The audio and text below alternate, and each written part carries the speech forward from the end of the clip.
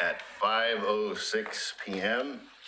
In attendance are Ken Hall, Cynthia Andrews, Scott Edwards, Larry Osborne, Nick Dirkman, and Susie Jefferson, and library staff Maureen Cole and Denise Butcher.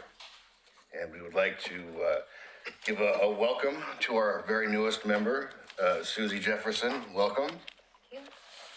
Good to be here. Thank you. Yeah.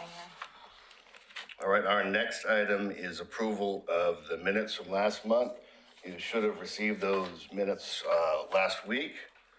And does anyone have any corrections or additions to last month's minutes?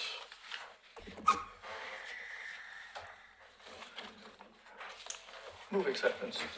A second? All those in favor of approving the minutes, say aye. Aye. Aye. Those opposed, no. Approve the minutes. We'll move on to item 4, public comments. Yeah, they're gonna talk at the later one. All right, then we'll move on to item 5, review of the community room policy and a discussion of the after-hours meetings. Great, thank you so much, Chair Edwards. As I mentioned in my comments to you last month and in my report that is filed with this agenda, we received several requests for after-hours meetings, and indeed our community room policy allows for that to happen at my discretion. So it's the my discretion part that I would like to discuss with you tonight.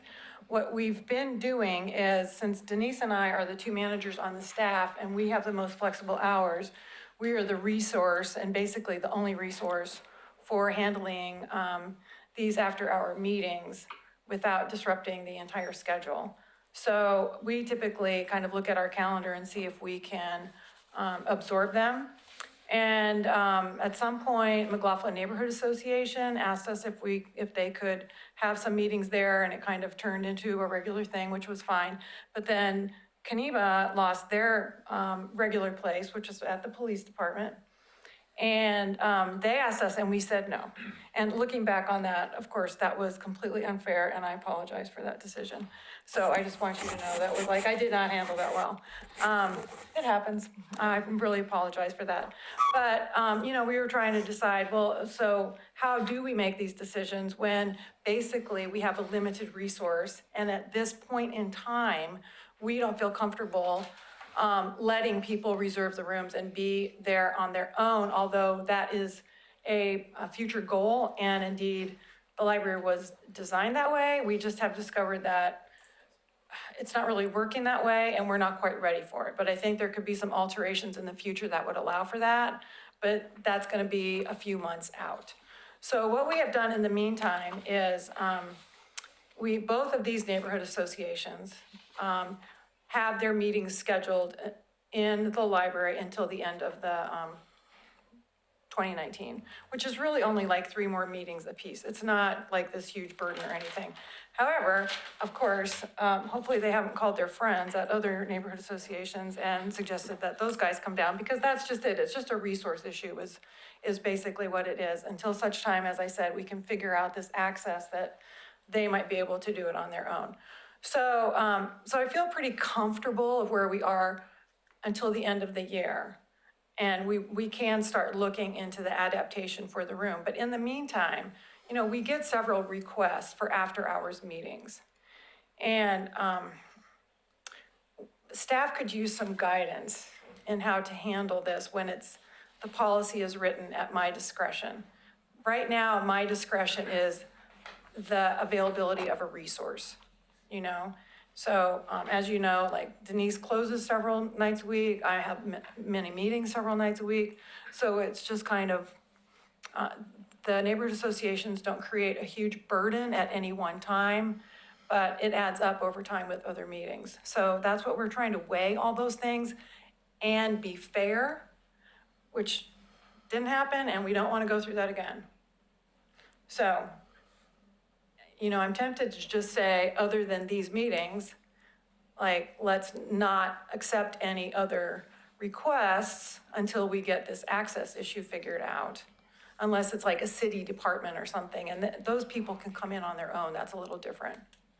And I've asked these guys to attend today, and let you know that I'm sure, but one of the things they're gonna say is it's an important resource for them. Since we last spoke last month, we did find out that, they could use some space at the, Pioneer Community Center across the street. So that's at least one other resource for them. But, community room resource is at a premium in the city, so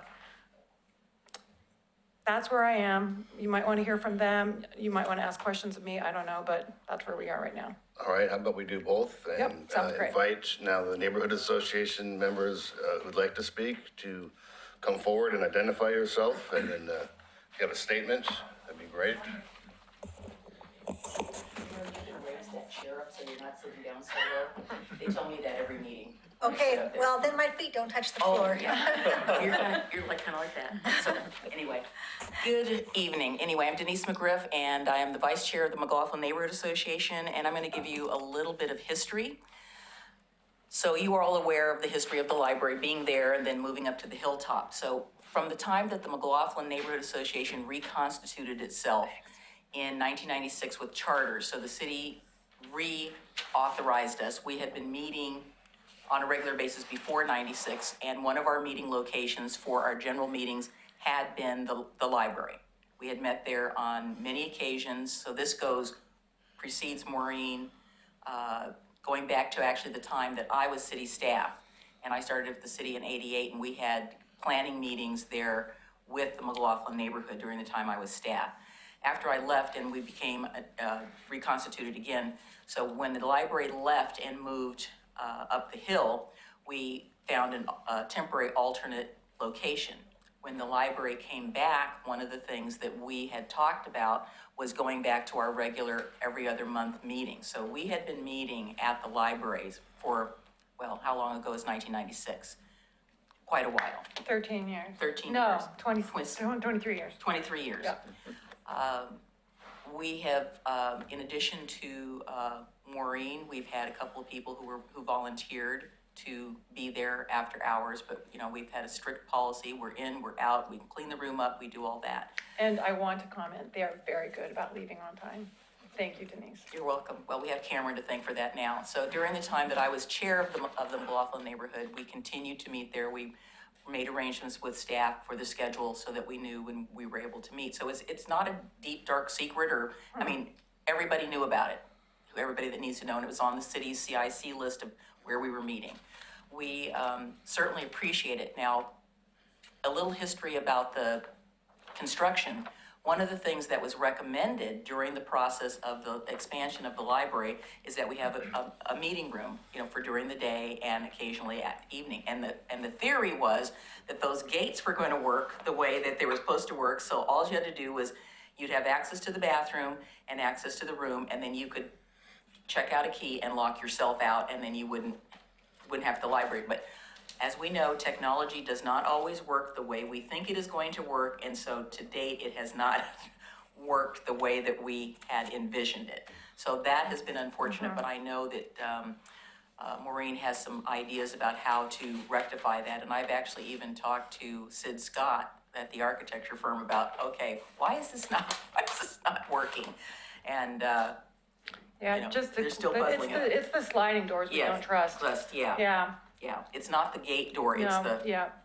So anyway, so I don't know if you have any questions about the history of our use of it. Of course, we weren't involved in anybody else. It was just, again, this is our neighborhood, and that's where we've met. We have a different meeting location for our steering committee, and so we only have a general meeting at the library. So that's it. Thank you. Thank you very much, we appreciate it.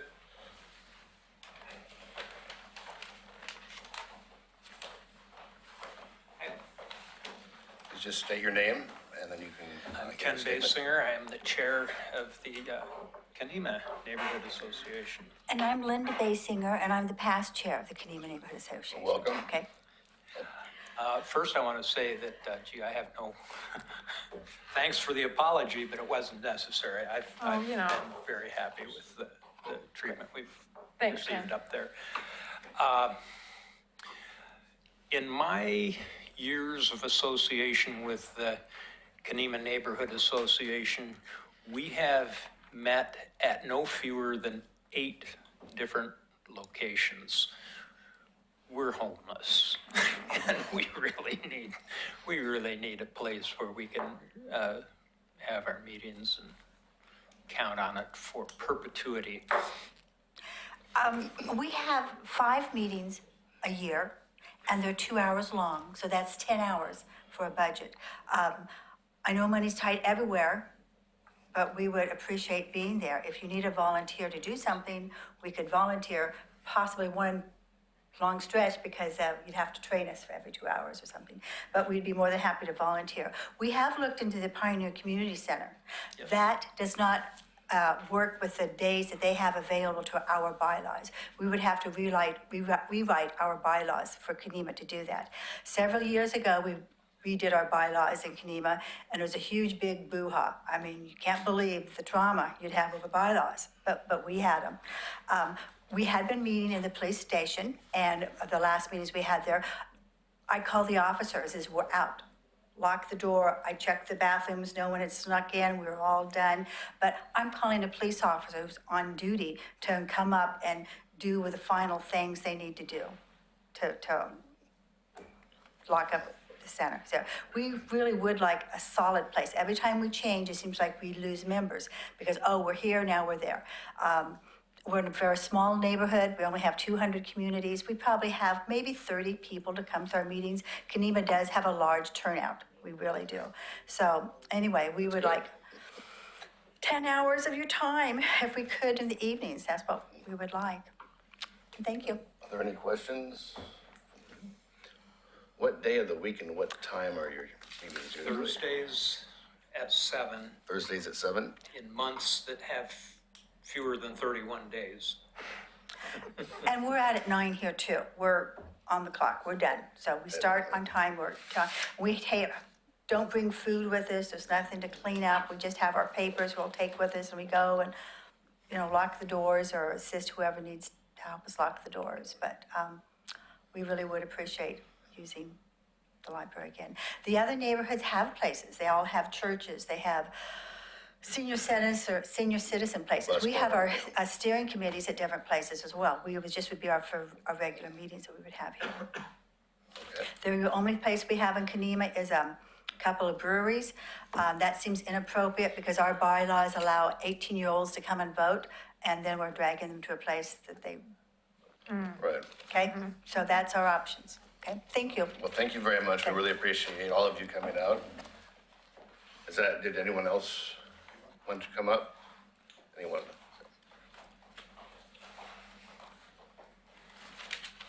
My name is Cameron McCready. I'm chair of McLaughlin Association. I'm also chair of the Government Economic Affairs Committee for the Chamber of Commerce. I'm a residential realtor, and I've just been a volunteer for most of my adult life, as much as probably a lot of you too. And we do it because we believe in the community. Typically, I have something that's nicely typed up so I can read to you all rather than just kind of make stuff up here as I go along. But this is not a controversy, so I'm not all nervous and I try not to believe in the principle of scarcity. I think there's plenty here for all of us.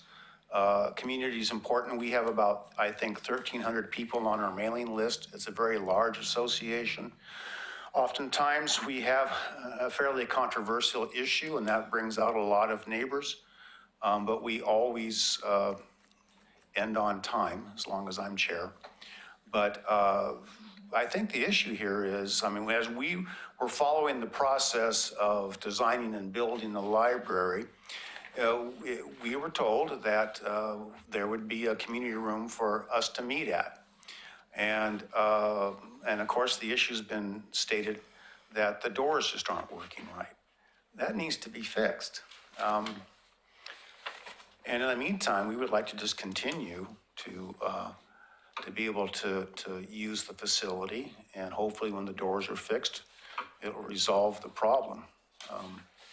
We've been very respectful of Mo and her team and the facility itself. It's got the technology that we need for presentations, and also because of some of the meetings are large and we need the projector and the screen and ability to control the lights easily. So, and it's a centrally located site. So I just want to thank you for considering some kind of a solution that will work for all of us, including Kadima and Mo and her team. Thank you. Thank you very much. Appreciate you coming up. Does anyone else like to speak? Does anybody have any comments or questions for Mo? Yes. What is involved in fixing the doors? So I think what would be ideal is, there's a couple issues going on. First of all, the sliding doors work. It's just that there's several settings on them. And when you have people coming in and going out, there's specific settings that, like coming in, they have to be open, but then after a certain time, you want it available just so people are going out from the meeting because everybody hopefully has arrived, right? So this is just flipping switches, and you would think that this would be simple, but we get it wrong. Staff gets it wrong sometimes. They don't always work the way we expect them to work. So there's sliding doors, there's more technology involved in that than just pushing something, right? And that's just the way technology is sometimes. But the other issue is that if you're in the community room, you can't, of course, monitor who's like really coming in. And that's mostly fine, but we have experienced so many security issues that it just really heightens our whole awareness of that, especially when it comes to bathroom issues. And we just would really hate for, somebody just innocently having a meeting there to have to deal with some of the issues that we've been forced to deal with. So I think ideally, what I want to investigate is there's an emergency exit there. If that door could be switched out so that it's no longer an emergency exit, but is a regular door with a handle on the outside, then people could have a key or a swipe card just for that door, and they could monitor all the ins and outs, and we wouldn't have to mess with the sliding doors that are not optimal for this situation. So design idea, great. It's just we didn't really foresee, like, you'd be shut off in this room and not really being able to see what's going on in the entrance or in the corridor to the bathroom. But if you knew who was coming in and out, then you would know who was using the restrooms and stuff, and it would just be all having to do with your meeting. So I think that that would be a really good solution. We just need to, investigate and get it done, which always, takes way longer than we think. But I think that would be an affordable and reasonable solution. And then what we could do is actually have a training where we could get a couple representatives from each neighborhood association or group who wanted to use it, put them through the training, give them the appropriate key at the appropriate time, because the technology doesn't always work according to plan either. The projector, hooking up the laptop, there's a few moving parts there. So we'd want to train people on that. I think that we could easily manage all that. I don't want to promise that we could get it done by December. There's a lot going on. It seems like we could. That's 6 months away, right? But it's, doesn't just involve me. So, as I said, these folks are good up until the end of 2019. I don't really want to take on more neighborhood associations until we get this fixed. And that was one of my other concerns, like, who knows who's going to get kicked out of where they are next? I don't know, because I don't know where they are, honestly. So it was just like, I want to be fair to everybody, no matter who comes to me, and if we have more neighborhood associations show up, well, we've got these guys covered with a solution on its way. I just don't want to be saying no to more people. So that's kind of where we are. But I think that solution could work really well. And you guys would be okay with that, right? And so they'd both be able to continue meeting Yeah. after hours for the rest of the year?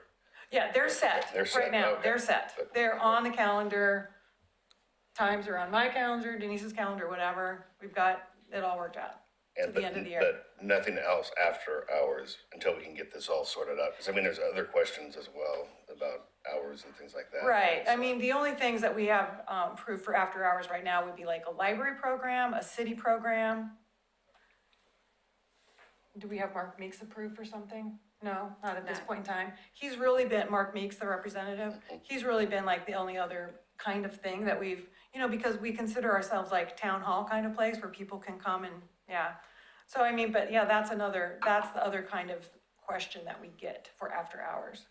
He's actually been really good about trying to shift his hours back because these guys want people to come who are working or eating dinner up until 7. That makes a real difference as to availability and accessibility to their members. So that's important to consider. But I just want to make sure I understand what the potential solution would be, which would be that there would be an external door, keyed or with a card, and people would check out a key or however they get the key. Yes. And then the door to the rest of the library would remain open, so the restrooms were available. Yeah, so what happens is there is a gate that we can lower that goes between the elevator and the foyer. I never noticed it. Yeah, but that's because it's up in the ceiling. Yeah, see what a good job we did. And so that comes down, and then we lock the double doors, just like we're closed. And then people would come in and out of the actual community room if we changed out the door from what it is right now. Yeah. And then that way, the people who are running the meeting would be able to monitor who's coming in and out and know that they're there for that meeting, not just wandering and using the library and who knows doing what. I guess because I've always worked in kind of private institutions, I don't know what's involved in getting something done in a governmental bureaucracy. Could you kind of explain why it would take 6 months to replace a door? Well, just because really there's a lot of other things that we're already doing but what I would contact, our Ann, our maintenance person, and try to get a quote on the door, or I would even contact our contractors who we're still doing stuff with. And that's part of the problem is like the contractors who do that work are super, super busy. Then they have to schedule. I Yeah, understand yeah, that. exactly.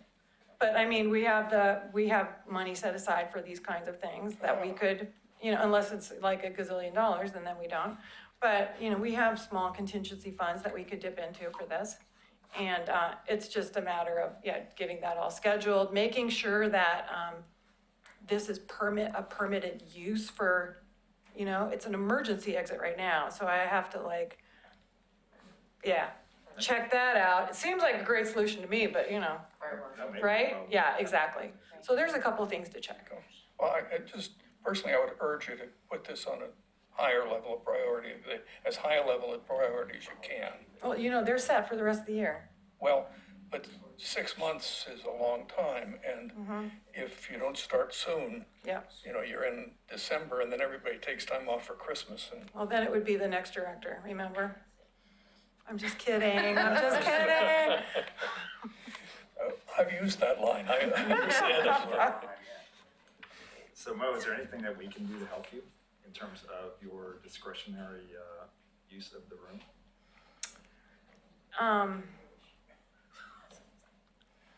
I mean, I guess if you want to support, if you want to make a statement about supporting the use of the room for this purpose, that kind of thing, or if there's any other reasons criteria that you could come up for me to use, I mean, this was intended to be a room that could be used without staff supervision. It just hasn't turned out that way yet. That we felt really like people would be secure and we wouldn't have to worry about the building, not just because of them, but what could happen despite them. Do you know what I mean? Is there any training that's necessary for the use of the equipment in the room? Yes. Okay.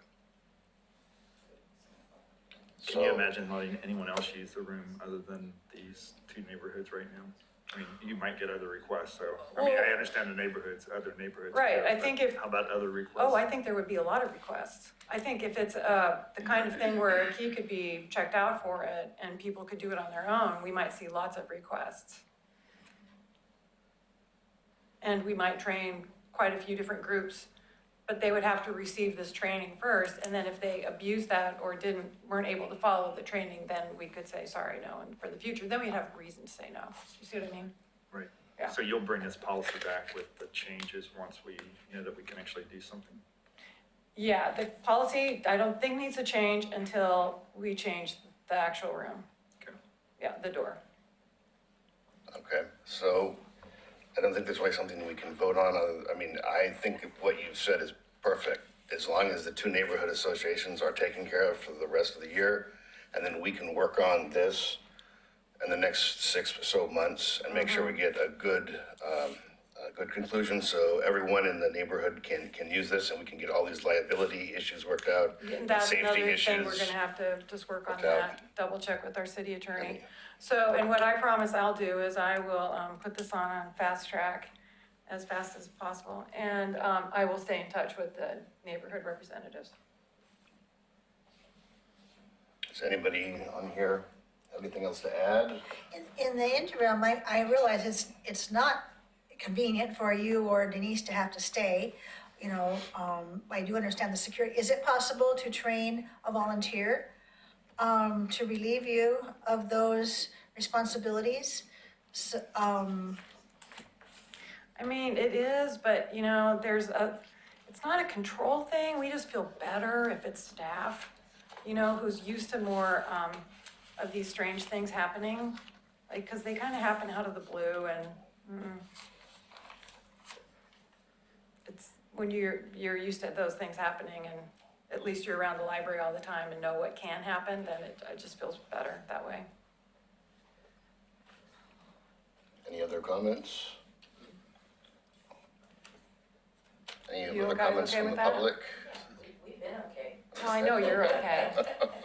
Ken, you're okay? Yes. Okay, all right, good, Okay, all right. we will conclude with that in this item, that we'll get to it in the next few months. Yes, yeah, I'll keep reporting back to you. Thank you very All right, much thank for you. doing that, and thank you all for coming out. Oh, well, thank you. Great, thanks for coming, everybody. Thank you. Yeah, we really appreciate it. All right, we will move on to item number 6, the library director report and statistics. Mo. Yep, okay. So, in May, which seems so long ago, we finally resolved a bunch of our hiring things that have been kind of hanging out there for a while. We transformed a 40-hour-a-week library assistant 3 to a 25-hour-a-week library assistant 2, and that's for technical services. Technical services are the people who receive all the books, etc. They add them to the database. Okay. They do any processing, they label, etc. What changed from the time that the 40-hour-week person left, and so what happened is she left, so that job was vacated, is that during the last few months that she was there, we went to an outsourcing for the processing. And it's the same vendor that we buy the books from, so they already have them in their hand, and then they could just take care of all the processing and labeling for us. It's just a lot less of the repetitive work that somebody was doing for us. And so that balanced out some of those hours. And so we hired Suzanne Mills, who was an on-call that has worked for us for, I think, about 3 years. And she had been doing backup in this department already and was super easy to work with and just was terrific. So we hired her. Then we also hired 11 more on-calls. On-calls are people who work less than 20 hours a week. So they were non-benefited. They actually play a huge role in the library, which is open 7 days a week, because it helps us with the needed flexibility of our schedule. We did that, and then we finally had our goodbye party for the person who had vacated that technical services position, which was just last Thursday and was a wonderful, wonderful send-off for her. And then, well, you guys can read this as well as I can, but I did want to mention that we sent 4 people to this training that was down in Salem, which was for free, which is a big coup for all of us because the Ryan Dowd, the man who does this training, he charges anywhere from $5,000 to $10,000 per training. And so the fact that Salem got it and then opened it up to like any library who wanted to send staff was incredible. So we were able to send 4 people, and we had heard of him. And in fact, he was just at the Oregon Library Association annual conference like a month ago, and Aaron had seen him. But the training, and Denise was one of the people, according to Gina, it was like life-changing training. Do you want to speak to that at all? Yeah, I think it just gave you another way to think about our patrons that are experiencing houselessness and how to interact with them in a way that is more respectful to them. And it wasn't just with that. What he said, you could take into account for many situations. So. Were there things that were recognized that needed to be addressed at the library? Honestly, a lot of the things that he suggested, we already do. Good. So we felt pretty confident about that. Like we're at least heading in the right direction. That's good to hear. We had a number of programs in May. It was quite busy, and June, of course, will be super busy. Summer reading started, the sign-up started on June 1st, and I know children's had well over 500 last week already. Yeah. After like 1 week. Adults had like over 250 already. Wow. So, I mean, the numbers are very big, and the other thing that is different is our youth services people, Barrett and Sabrina, and you've met Barrett before. She's been in here to explain youth services. They are doing assemblies at every single school in the Oregon City School District, and the middle schools too, I think, right? And so last year they only went to one school. I think it was Redlands, but whatever. Yeah. And it like tripled the numbers of kids from that school, tripled from the year before. So it makes this huge impact on how many people, how many kids sign up. So we're just kind of, you know, she really like quadrupled her prizes and this and that goes out at the, you know, with the kids as they start bringing in their summer reading logs. So that's going to be really exciting to see. And then Monday is Touch a Truck. That is the official kickoff for summer reading season. And the first family concert is next Wednesday at noon, right? Noon? 11, okay. Yeah, I don't know who it is, but it will be out on the front lawn. Yeah, they're That's pretty really, cool. really fun. That's Yeah, cool. Yeah.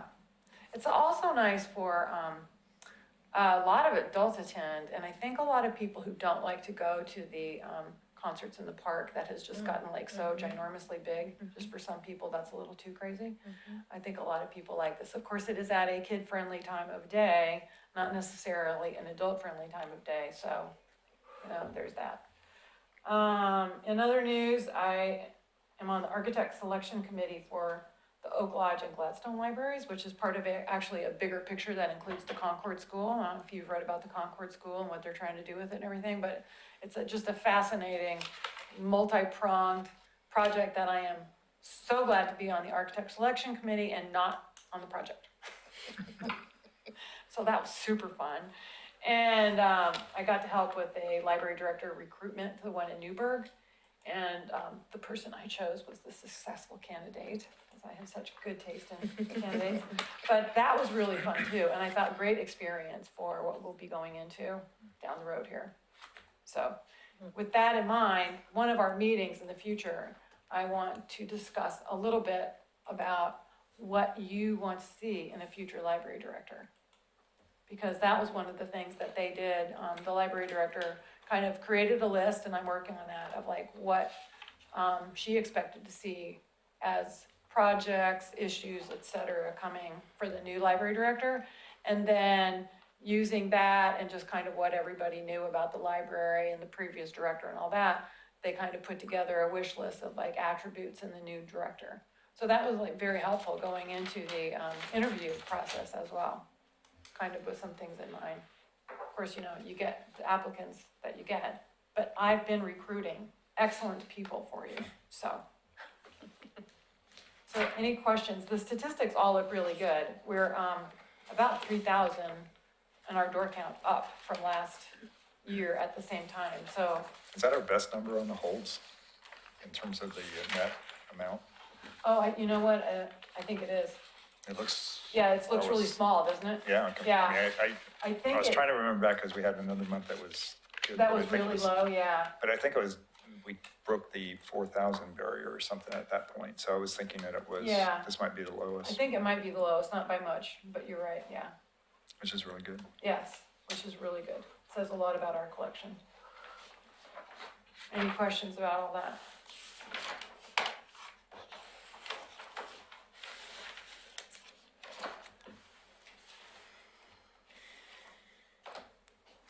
You done with one? Yep, that's All it. right. Item 7, review of the adopted budget.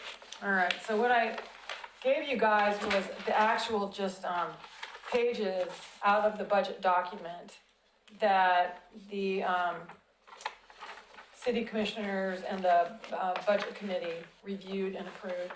And you'll remember that this was the meeting where nobody had any questions about the library budget other than to say, yeah, the library's great. So that was just gratifying.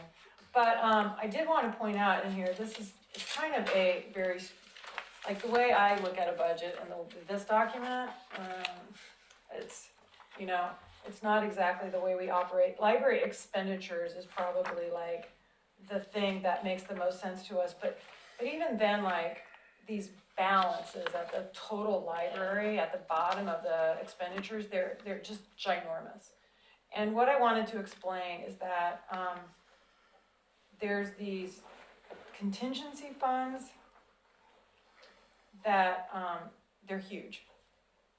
And to my best knowledge, and you can jump in, and thank you, Nick, for asking me this question earlier. A lot of that money is required by law to be set aside when you have a bond. You have to be able to pay like 3 years worth of bond payments or something. You have to have that like set aside. Furthermore, there is a building reserve. So we do have money for like a failing roof, stuff like that, because that would be irresponsible of us if we did. So it looks like we are multimillionaires, but really the thing to focus on, I think, is that, let's see here, on the income side, even the beginning fund balances don't even make sense to me, because they're more than what, we get about like 2.2 million from the district. We get 150 per year from the city, and those are our operating funds. I still think some of that is because of just the timing from when you get those Well, payments. yeah, and some of that so is- I think particularly though, is it because of fiscal years and it, just how getting the taxes over this, Mm-hmm. that I think accounts for some of that, some of those numbers that look really big.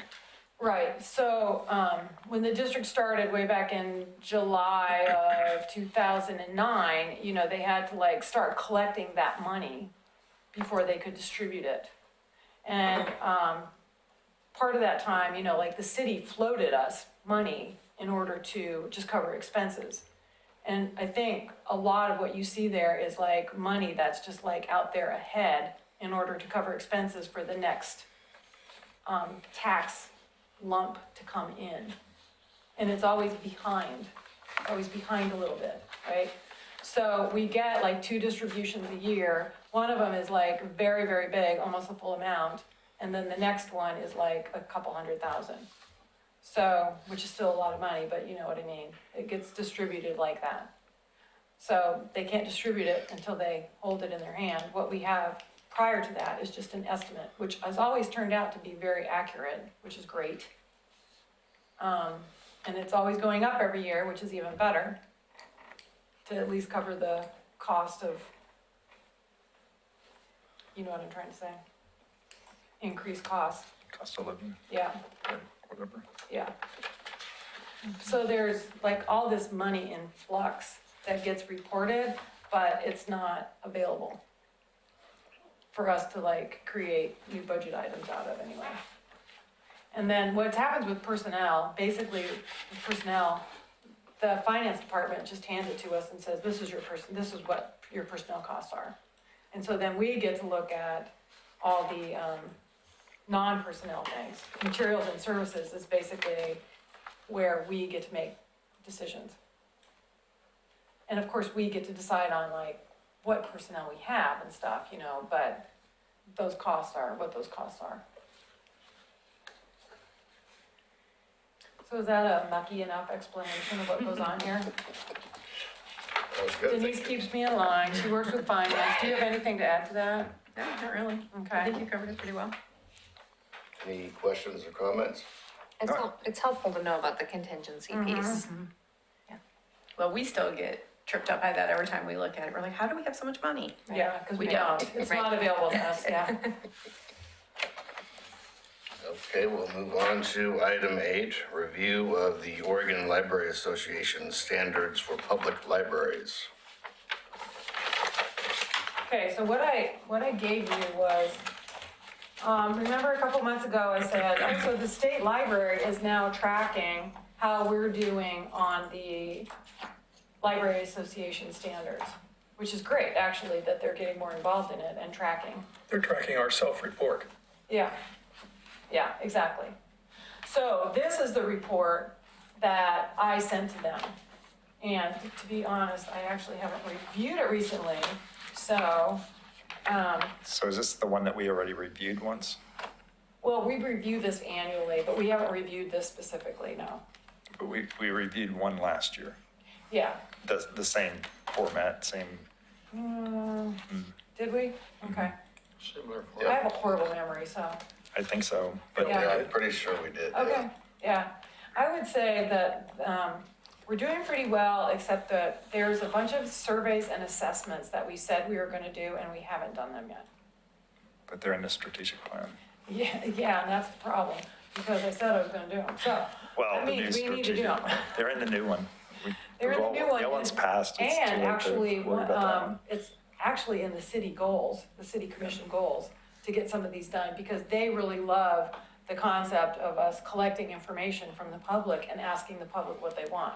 You know what I mean? Yeah. So they really like that idea, and so it's the half a year is up in June, and Katie's asking me, everybody, how are you going to doing on your goals? And I'm like, oops, no is my answer. So we need to get on those, and this is why the door thing, like, there's lots of things lined up to get done, that's all. You know, it's not that, like, if that's all I had to work on, it'd take no time, except for the contractor part. I have to say, you're much tighter staffed than any organization I've ever worked with. We are a lean, mean fighting machine in Oregon City. We really, really are. All departments are. We get a lot done on very little. I would say that the community gets a lot of value for their taxpayer dollar here. Definitely. Yeah. So, I didn't feel like we needed to go through this like question by question. Yes, I see that. Oz agrees with me. Yeah, but, I'm hoping that you looked at it, and if you have any questions, I'd be happy to. I mean, when I look at it, first of all, it's really subjective. It's so subjective, like, your collection is dynamic. I want to know how you measured that, but that was just a joke, actually. But it's in there. But then I look at it and I go, okay, some of these we would answer no because we don't really have, I don't think we have like a 10% minority. Exactly, thank you for noticing So it's that. almost like it should be NA, Yeah, you know, I for don't some think of that was those. an option, but yeah. You know what I'm saying? It's for those. And then I look at it and I go, okay, then there probably are other ones that that we would judge as not being that important.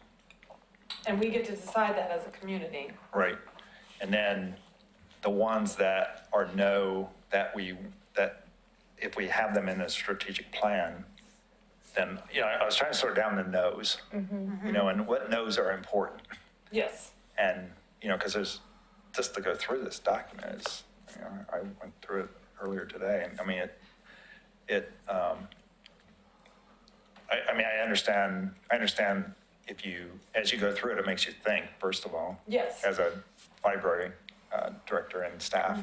So that's a good thing. Yep. And then the other aspect of it is, making it a useful tool. And I assume that we would not, the ones that we answered yes before are on here now, we would assume that we're going to carry all those forward. And we I would would answer assume, yes. That we would not try to change something to a no. So what am I Unless for assumptions? some reason it becomes less important to us, but that would be a discussion, I think. Yeah. Yep. So that was the only thing I was trying to, just to get it down so that it was more reasonable in terms of trying to look at it. And again, I would be, it'd be interesting to see which of the no's we actually have in our strategic plan, and that way, if we completed them, we would be answering yes. Well, definitely the assessments and surveys that they brought up. But you're right about the language one. Our language population just hasn't it's still well below 10%. And Right. so that's something to think about and keep our eyes on, definitely our demographics, because I think they will be changing, and they are changing. But at this point, and we do have Spanish collections in both adult and children's.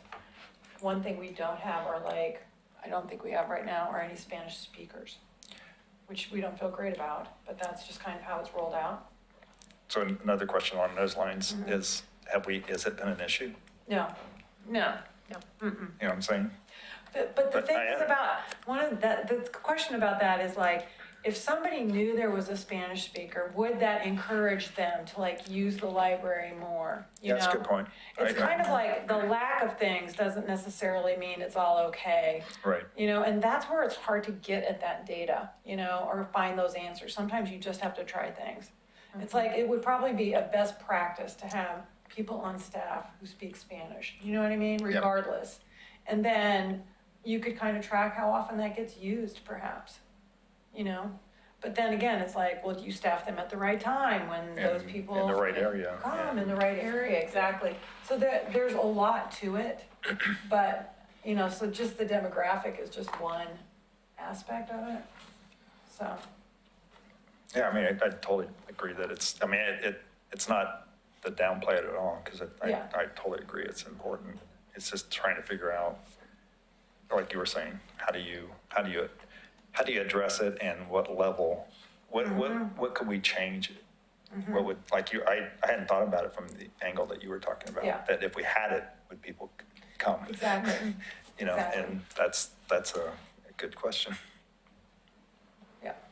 I think we also have to consider potential flashpoints with the public. That came to my mind, even though we have a small population, a small group of people who are very upset about that can make the library look very bad. True. And the same with the neighborhood association issue, the same Yes. sort of thing. Yes. So, spotting those things that, if you look at it scientifically, analytically, may not be of major importance at this point, may be very important from a public relations standpoint. Absolutely, and that's a really good point. with that. And that kind of goes into knowing your community and knowing what's important for your community, which is where you all help us, you know what I mean? And that advice is critical, because we do what we can, but that's important information to bring to us if you ever think of those things. I was curious if it was built into the plans for the assessments that are sitting in the strategic and plan, and sort of exploring some of these questions a little bit more and how that aligns. What's important, you mean? Yeah, because I know I'm gonna have to knowing go- your community is yeah, one of the pillars. I'm gonna have to go back and look at the long list of assessments that we're supposed to do, but yeah, I think the hope is to know your community a lot better after you do them, Yeah.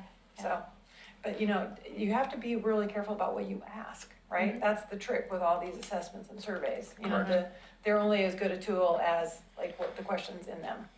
So, Definitely. yeah.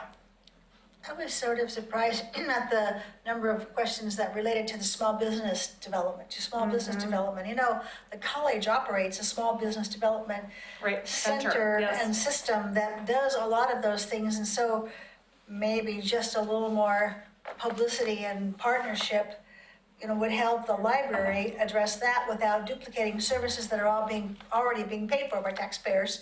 Yeah. Well, and what's that group that Gina just joined? Workforce. Workforce something or other. Yeah, no, I know Rob Campbell. And he runs that, right? The Small Business Center, yeah.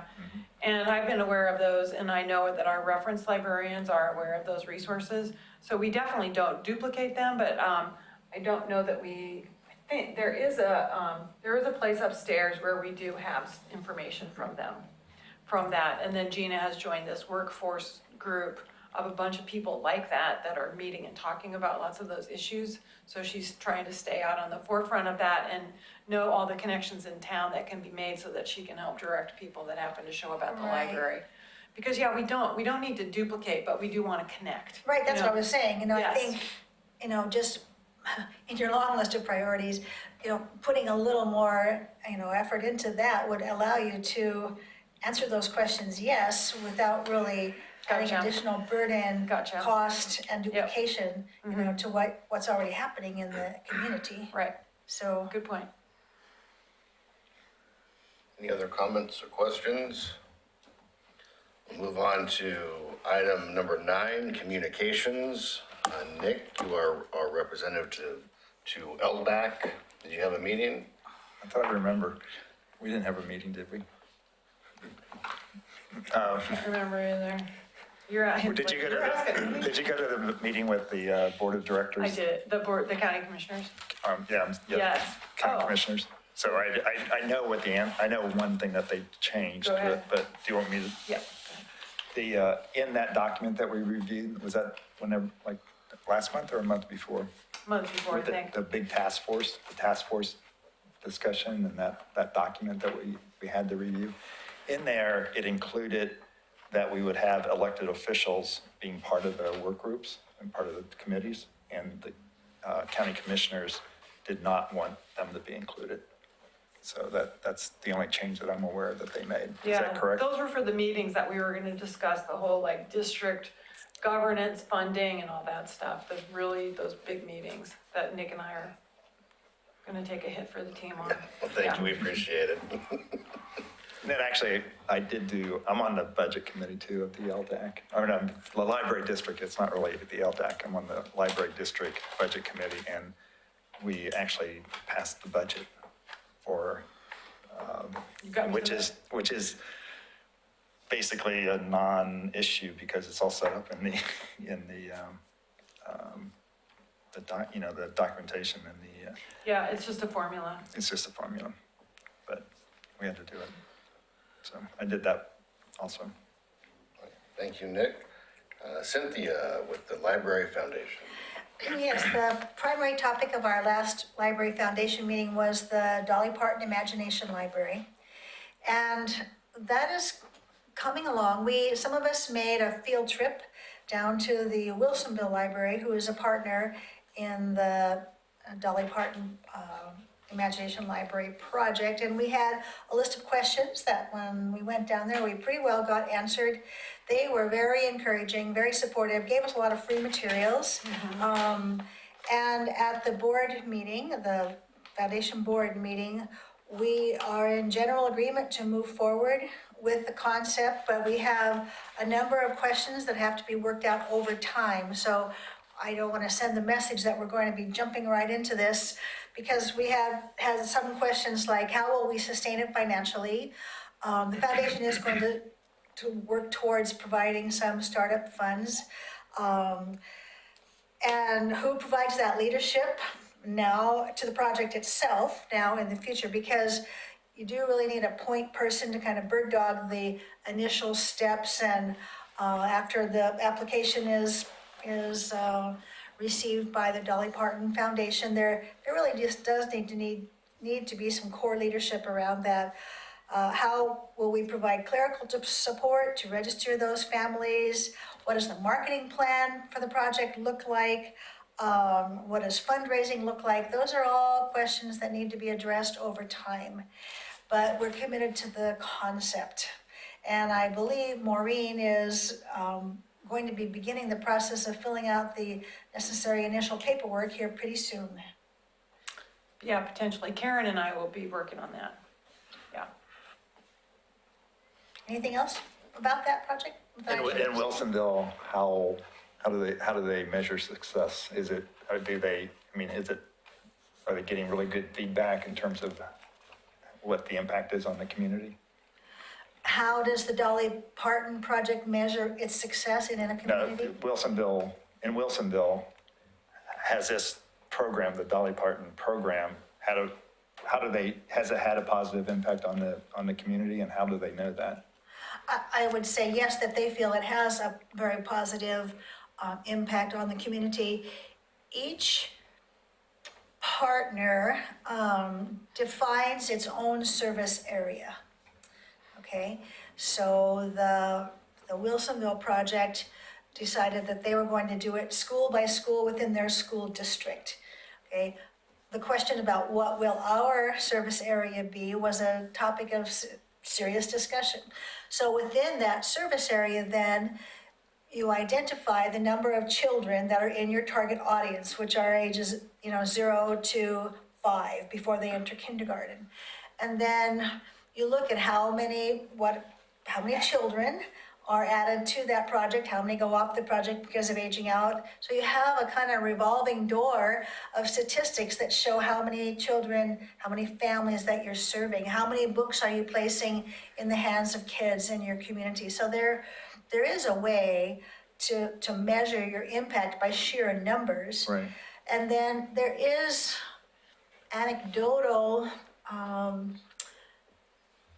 data that says that in areas where the project has been implemented over a period of time, the reading scores of kids is actually improving. And that there's some anecdotal data that the Dolly Parton project is impacting that because of the readiness skills that kids get by being read to and having books in their home and that sort of thing. So I think it kind of depends on how you define success, and each district will take a look at that in a different way. But that's really good information that you shared. I hadn't thought about it from some of those angles. Thank you. I think it's really exciting. We're all really excited.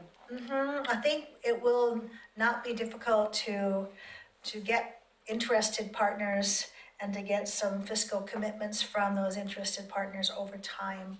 But it's not something that can happen overnight with, books going to hundreds of kids, right off the top. It's really a developmental program, really. So I think we can look for it to be successful over time. All right, thank you, Cynthia. Ken, with Friends of the Library. Well, it seems like the Friends are doing quite well in their new facility. And today they had a committee come up and talk from the foundation to talk about the Dolly Parton Imagination Library. And explained what it was about, and basically was looking for some commitments monetarily down the road, but didn't ask for a decision this month. And she went through different numbers of things, different organizations that they're going to be contacting, like the Optimus Women's Club, the Rotary Foundation, things like that, to try to get partners in this situation. They feel that they can probably do a pretty good job of getting a good amount of money for it. Also, they discovered a place called the Clackamas Bookshelf in the Kraxberger Middle School, and they're finding that children's books, they can pick up books and give away books to this organization and kind of partner with getting books distributed to back and forth. And the library could probably do the same. Is that correct? Well, apparently there are library people that already know about it. I'm not sure how much we're using it to date. None at this point. But yeah, we'll be looking into this. Yeah, this is a resource that you can actually bring books that you no longer need down there. but like, the Friends needed children's books for their collection, so they bought like a bunch of children's books for like a penny a piece or something. So it sounds like a very interesting resource, all volunteer run. And I think they also mentioned that they had given or sold some books. to Yes, the- she did to mention them. that. You're right. So it was kind of an exchange going on. Yeah, What was it called again? It's called the Clackamas Bookshelf, and it's at the Cracksburger Middle School. and that's in Gladstone. Yeah, in Gladstone. Yeah. So Go ahead, sorry. it seemed like kind of a neat thing. Yeah. Is there an update on the bookstore? The update on the bookstore was that they were doing well, and they did have an incident where some of the books were stolen, so they have to, they're now considering some sort of better security situation. So that was when they were open, there wasn't a break-in, it was, No, when they're open, the person came in there and got behind where they couldn't see him and opened the backpack, put the books in and left and locked the door on the way out. oh my word. So it made them a little nervous. Yeah, And, I'm sure the books themselves were a minor thing, but when a person is like that, they're not necessarily the type of people you want to deal with yourself. no. Do you have anything more to add? I don't think so. Any questions or comments? No, all right, thank you very much, Ken. We'll move on to item 10, future agenda items. Is there any unfinished or new business that anyone wants to add? Since there is no further business, the meeting is adjourned.